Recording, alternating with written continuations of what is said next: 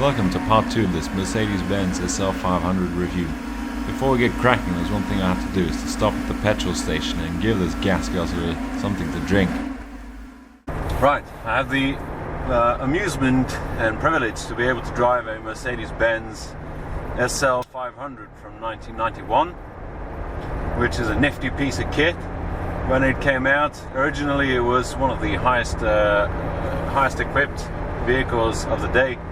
And first of all was the passive security, where they did make quite a breakthrough with this anti-roll bar who would sort of jerk out of the rear of the car in 0.3 seconds in case the car felt like it was going to flip over. Now, funny thing is, you can actually manually activate this device if you feel like it, but I've never seen anybody do it because it just looks completely daft. The other equipment that comes with this car is pretty much everything. You have electric seats with three positions, 3 memory positions, so you can have 3 different settings on both sides, by the way. There is the automatic climate control. It has the cruise control. Obviously, since it's an SL500, we have also an automatic gearbox, which is kind of disappointing if you ask me, but it suits a certain clientele, I guess. It has the heated seats, which is pretty cool. And they do heat quite a lot. I've had the opportunity to give that a whiz, and they do heat considerably and quite fast as well, which is nice. Now, if I leave the adaptive damping system as it is right now, it gives quite a lot of roll in the bends, which is nice if you're just cruising about. And in the United States, you'd have only straight lines anyway, so who cares? But if you feel like getting a more positive feel, just flick this switch here, and it actually firms things up pretty much. So right now I'm in a village, so I do check my speed. Obviously, I have to stay reasonable. But you can feel in these tight corners that the car stays pretty much flat. Gives a more sporty and direct feel to it. Although this car does weigh 1.8 tons, it does move in sort of a sporty manner to some extent.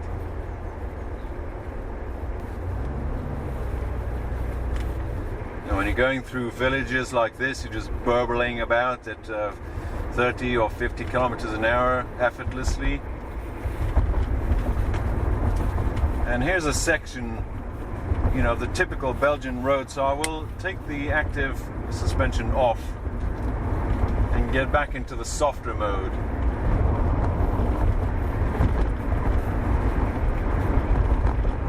See, I'm at 60 kilometers an hour right now. You would hardly be able to feel it right now, which is quite enjoyable.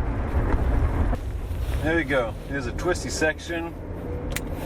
Flip the ADS, sorry. And the car takes a considerable less amount of roll.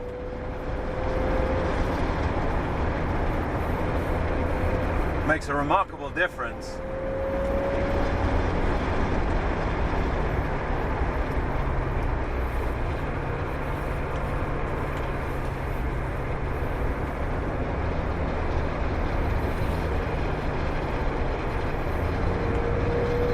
Car stays nice and taut on the ground.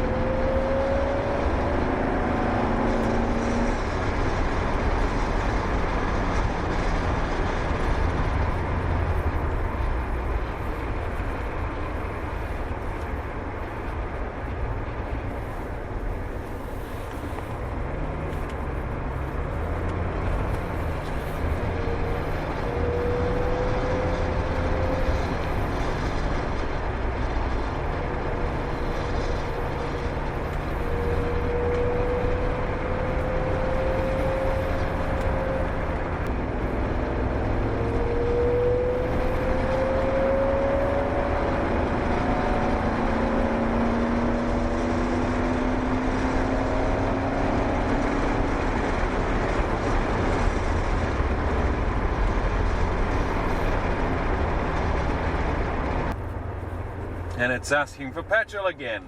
God, this thing's thirsty. But I do have a heavy foot, I must admit. It is good fun.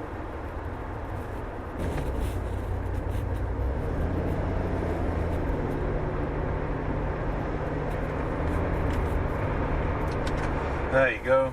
Cruise control, and then just relax and just sit back. It's pretty nifty. You really feel safe in this car as well. It's it feels big, but it feels heavy as well. But then again, it's a big Mercedes Benz with a 5-liter V8 in it. So, as I mentioned earlier, everything is fully automatic. It has a Harman Kardon surround sound system, which is quite amazing for the era. I mean, it was pretty high tech stuff.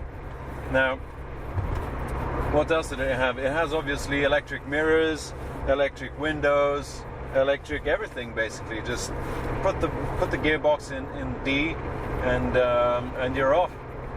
And for higher speeds, you can lower the car, I think, with this button right here, which I don't have to do because we're not allowed to go fast. I'm not on a track, unfortunately.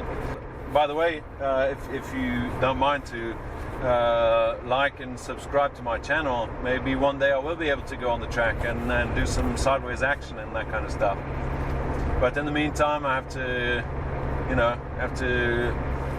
have to respect the law, basically. Otherwise, people are going to tell me, you're crazy, you're driving too fast, and you're going to kill everybody, and I think it's ridiculous. But whatever. So just I feel very, very American right now, just laid back. Got the cruise control and put the car in the D, and you're off, man. So hit Sunset Boulevard or whatnot,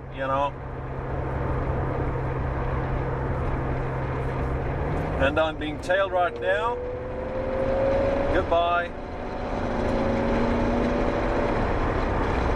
That's just how confident this car makes you feel.